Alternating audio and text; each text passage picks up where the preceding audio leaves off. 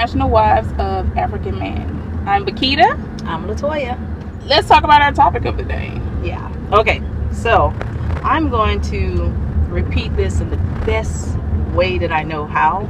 A person sent in a question, and basically this is how it went down. This person lives in Australia. She's been talking to an African man for a while, and basically, you know how it is. You talk to them on the phone, on Skype, messaging, and you're saying things like, you know, oh, you know, I'm gonna tear it up, I'm gonna smack that, you know, all of the talk that you would have. And this person, flip it, rub it down. Oh no. And this person was all excited. I'm sure he was too. But when they got together, she brought up the topic of snowballing, and he looked at her like, what the hell, or what the F. So what is that? Snowballing is when you suck your man, you give him a blowjob, and then he comes and ejaculates in your mouth, and then you kiss him with his nut in your mouth, and then pass it to him, and then he passes it back to you. See, I'm salivating right now because it's really like a little throw up. So I don't do that. But we're not judging you. We're just talking about you. Right. So where did what kind of shit these Australians? This is some nasty shit. What the hell? Yeah. Y'all Australians doing it like that? So y'all better stop. So that's what that lady likes in her bedroom. So was the problem that he didn't know how to snowball? Or yeah, he didn't know what that what it was. And truthfully, I didn't either. I was like, what is that? I'm really taken aback about the whole idea of it. But okay, whatever floats your boat. Yeah. So yeah, he didn't know, and he's not interested. I'm with him.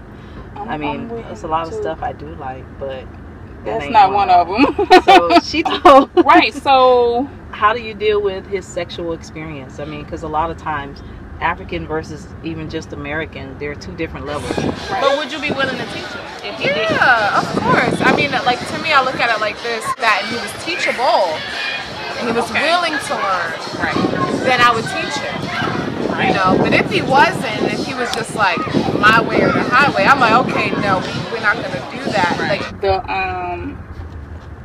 the level, like if your husband is not as experienced as you are, which, and truthfully, most of the times they're not as experienced as we are, because in the cultural differences, the many African guys that I know, my husband's friends, are very good examples of men who they haven't slept with a lot of women, and they don't know a lot about all that. A lot of the things that they get from watching American porn.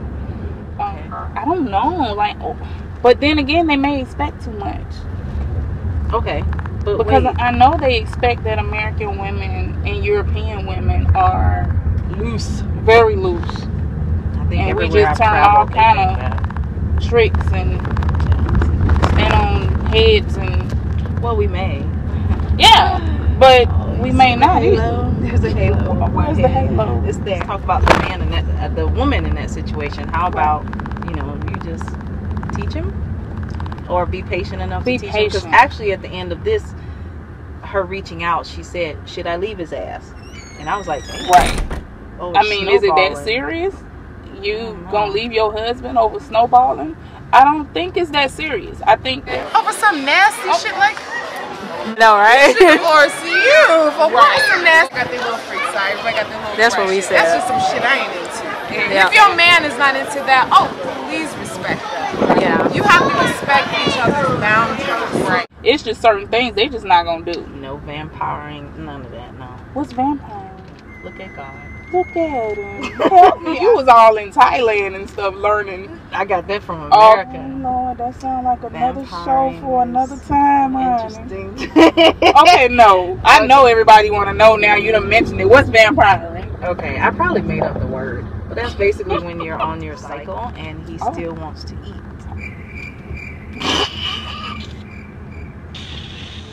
I just died.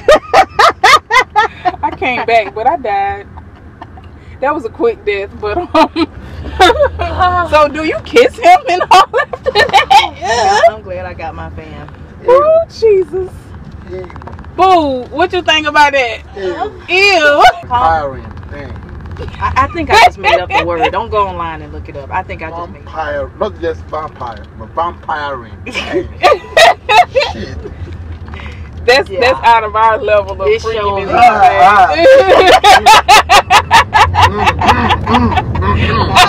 I don't see the vampiring and snowballing and some of the other stuff I've heard. But we'd like to hear from you. Send us a message. Yeah. Let us know how far were you able to get your man to go. Yeah, they don't seem to be really out there like that. And truthfully, I don't want them to be. No, we don't. It's a bit much. But for those who are more adventurous like that, and you're married to an African man, were you able to get him to venture out more? I mean, tell us, how did that go? Because this young lady, obviously, she's like, should I leave his ass? Leave his ass because he won't eat his own cum? Like, I don't know. What do you think? Do you think she should leave him? No. That's too I think that's a little drastic for... He was not the mailman. So, okay, my question to her would be, did you all talk about snowballing beforehand? Was this something that was explained? Did he understand that this was a part of your your freaky makeup? Yeah. I mean, I don't even know, did he know that that's the kind of stuff that you like? Are we clear with our men about the level of freakiness we do? Do you guys talk about that, or do you wait till after you got married and now you realize, oh, yeah, he too freaky, or and he not freaky enough? There is a big difference in flirting and then having a real grown-up conversation. Right. So if you're just still flirting like, oh, I'm going to suck you and I'm going to sit on it and I'm going to do that, that's really not having a conversation. Yeah. That's flirting, and you have to have a serious conversation. Whatever your right. thing was. It should be very clear, because crystal, that could become a major issue in your relationship if you allow it to be. Because if you're looking for sex on top of the Eiffel Tower or something, and he's not willing to be sex outside, but he might not be into that kind of stuff. You know? If he's not into that, then does that make the sex boring, or does it make it not adventurous? You have to work towards it. It is levels. You have to work your way through. You can't just come out the gate talking about snowballing. Like, you can't just.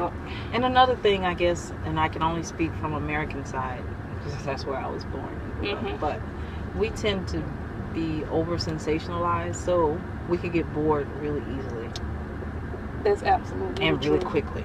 That's absolutely so to be like, true. all right, so we did that. So now what we doing? Now what's next? And right. And it's just been a day. Like, right. All right, we did that shit. Next. So next, exactly. So, and I think that's you're absolutely correct in the sense that as we can only speak as Americans, but we do tend to get bored easily, and we are ready for the next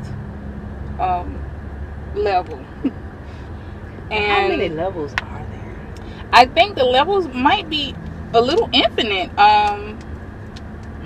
in the sense that depends on how far you willing to go. What's your level? Where does your level start? Where does your level start? Like, send us in your comments, your questions, inbox us. Let us know what your levels are. We really want to know, like, how far are people able to get their African man to go? Because it's only so far I'm going, but my distance is far enough for my man. So that's what's up. And actually, at the end of the day, that's all that matters. Exactly. Do comment below, and we will probably most likely read some of those comments on our next show. All right.